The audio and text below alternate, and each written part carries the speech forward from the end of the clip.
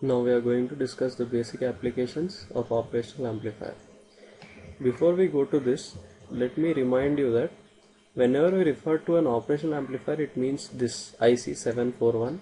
This is a general purpose operational amplifier which is used in our labs, and all these applications are based on this IC. Okay, so whenever you use the term operational amplifier, it is understood that it is an IC741. Okay, now to analyze these circuits, we need to make two basic assumptions here.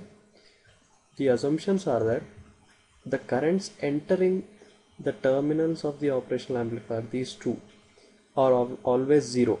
This assumption is because we are assuming input impedance to be infinity. So when we have input impedance as infinity, the currents entering the terminals will be zero. The second assumption is a virtual ground. Now let me explain what is the meaning of virtual ground. The op amp has an assumption that the potential at both the terminals is always equal. These two, we can say that VA is always equal to VB. Now this terminal is grounded, so VB is obviously equal to 0, but VA is not grounded, and still we are taking VA as 0. This concept that the potential is 0 without being grounded is called a virtual ground. Okay, so this virtual ground is a very important concept, and it is essential to analyze any circuit in operational amplifiers. Okay, now let us proceed to the first circuit. First we will be dealing with an inverting amplifier.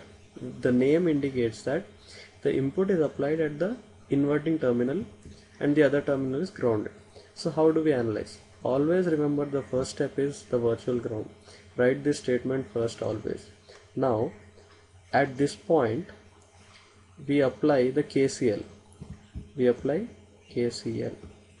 That means the currents entering, this current is equal to the currents leaving. As we know, this current is 0 because of our assumption, so this current should be equal to this current. So what is this current? 0 minus Vi, this term by R1 is equal to, here the potential is again V0, so V0 minus 0 by Rf, and if you solve you will get V0 is equal to this into Vi. Sorry, I forgot the Vi. So V0 is equal to Rf by R1 into Vi with a negative sign. So you observe here that the output is negative times of input. This term is nothing but the gain, and the output is 180 degrees out of phase with the input. So this is an inverting amplifier as the name suggested. Now let's go to the non-inverting amplifier. Here also, see, this is the basic circuit of a non-inverting amplifier. It's a similar circuit except that the input is applied here now at the positive terminal and this terminal is grounded. Similarly, as we proceeded in the previous problem, this is the first step. Now VB is equal to Vi and this is equal to Va also. Here also same KCL. Let's apply KCL at this point and we get this term Vi minus 0 by R1. Now remember, this is Vi. Okay, so Vi minus 0 by R1 is equal to V0 minus Vi by Rf. If you solve, you will get this. Okay, and there is one simple variation of this problem. Just see this circuit diagram. In this diagram, this point is VB, right? So when you apply this formula, remember that Vi is always the voltage at the point B and not this voltage. Okay, so you can apply this formula only to VB now, where VB is this. This you get by a simple potential divider network, where VB is equal to Vi into R2 by sum of the resistances R1 plus R2. Okay, but remember this point, that the Vi value is always the potential at the point B, not this value. Okay, next, and one more thing is, remember these two that we have analyzed are ideal amplifiers because we have made the assumptions that there is no current entering, and we have also made an assumption that the gain, open loop gain, is equal to infinity. Okay, this is our assumption. remember these are closed loop circuits because we have feedback. This RF is nothing but a feedback. So we are assuming that open loop gain is 0 to get this ideal performance. Now let us consider a practical case. In a practical circuit, we also have to consider the currents entering the terminals, the input resistance which we previously kept infinity, and we also have to consider the load resistance. Here near V0 we'll have a load resistance like this RL. Okay, so considering these, we'll get the results as these. You don't have to derive this, just remember the equations. This is nothing but the closed loop gain. Similarly here also ACL equal to this, and this will be the open loop gain which we are assuming infinity. Here if you apply limit AOL tends to infinity, you will get back the same formulas which we derived earlier. Okay, try that if you want. Next we will be dealing with the voltage follower circuit, which is a very simple circuit. This is nothing but a non-inverting amp which has this thing RF equal to 0, and if you apply in the non-inverting amp formula, you will get this result. Okay, so this is simple, no explanation is needed here. Next we will go to the adder circuit. So adder circuit is also similar to this inverting amplifier.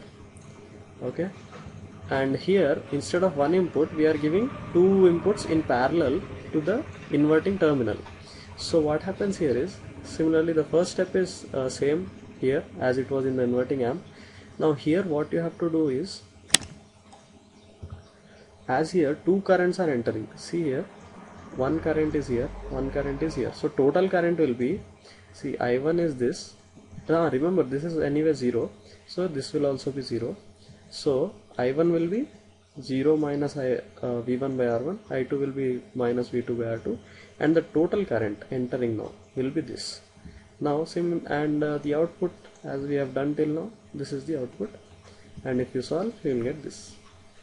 Now here if you keep this condition R1 equal to R2 equal to RF, you will get a sum. Of course it's 180 degrees out of phase, but still it is the sum of the two, so it's also called an adder. And this can be used if you keep the resistances with this condition, you will get an average of the two voltages. So by varying the values of RF and R1 and R2, you can have various circuits averaging 1/3, 1/4, whatever you want, you can have it. Okay, now we'll go to the subtractor circuit. See, subtractor circuit is like two voltages applied to two terminals. Okay, it is like a combination of the inverting and non-inverting amplifiers. Here what we do is, first to analyze this circuit you have to consider both the voltages separately, and when you consider V1, ground V2, when you consider V2, ground V1. Okay, so when you ground V2, this becomes a, what does it become? It becomes an inverting amplifier. So this will be the result. Let's call this V01. Similarly, if you ground V1, this becomes a non-inverting amplifier, so you get this result. Let's call it V02. Now remember here we use the same concept, the potential at this point, not Vi, and Vb will be equal to this. Remember this concept, don't forget, we discussed it above. Now the total voltage, output voltage will be the sum of these two, and if you solve you will get this. And here if you keep R1 equal to R2, you get the difference. So it's called a subtractor circuit. One more thing before we close this topic is, all these applications that we have discussed are linear applications. Why we call them linear? Because only linear elements are present in the circuit, only resistors. In the coming lectures we will be discussing circuits with capacitors. That time we will come across non-linear applications, non-linear circuits, and then we will discuss this. Thank you.